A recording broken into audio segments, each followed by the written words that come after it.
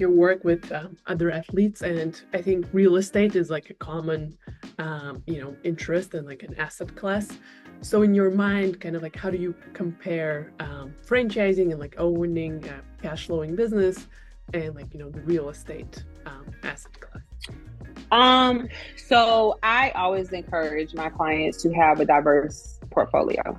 But I also say that if you want to get into a business that you can connect with. Now, there's two different levels, right? I have clients who are like, I want to be on the ground. I want to be a part of this. I want to get these franchises and I want to be the face. I want to do the commercials. I want to do all of that, the branding. And then you have clients who are like, I don't want to do any of that. And then they get in an investment group that owns like, I have a client that owns like 50 Blaze pieces, right? If as a part of an investment group, those are different, it's a diverse portfolio for them in that sense. And so I say when it comes to like real estate, be mindful when you're doing real estate, but I always encourage commercial real estate. I always encourage them, own the buildings that whatever you're leasing or buying, right? That if you're in a franchise, buy the building that your franchise is in and pay yourself rent, right? Because then you're double dipping essentially. You don't miss on that. And so, but make sure you still pay yourself, pay yourself rent.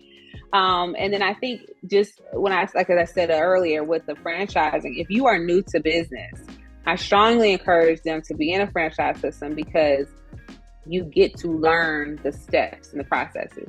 You don't have to, it's hard when you're like, man, I have to create an entire business plan, blueprint of how this is going to operate. And if you're mentally not at that point, or you don't have a support system that can assist you in that, then that's very difficult, especially when the player is still, if you're still playing. If you're still playing, or if you're very active, like if you're a coach, or if you're a ref, or you're in, one of the programs that the NFL provides, like for school, or training, it's difficult for you to say, I'm going to create everything from scratch, right? In theory, in concept, that makes sense. But if you have an opportunity to get into a good franchise, now some of these franchises are not good, but if you can get in with a really, really good franchise, that you've done the research, and it works for your brand and aligns with your brand, I think I encourage that because you learn and take the time, go to the meetups, right?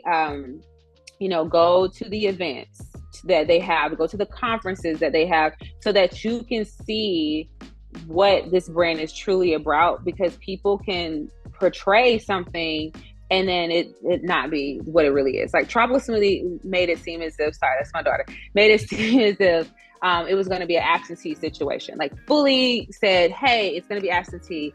And then when it came down to it, it was absolutely not an absentee. And so it just is not possible, right? Unless you own a lot of locations. And so that's what I would say, like, as far as like be diverse in your portfolio. Don't ever put all your eggs in one basket. But I think if you don't have any level of business experience, I strongly encourage going into something that has a blueprint.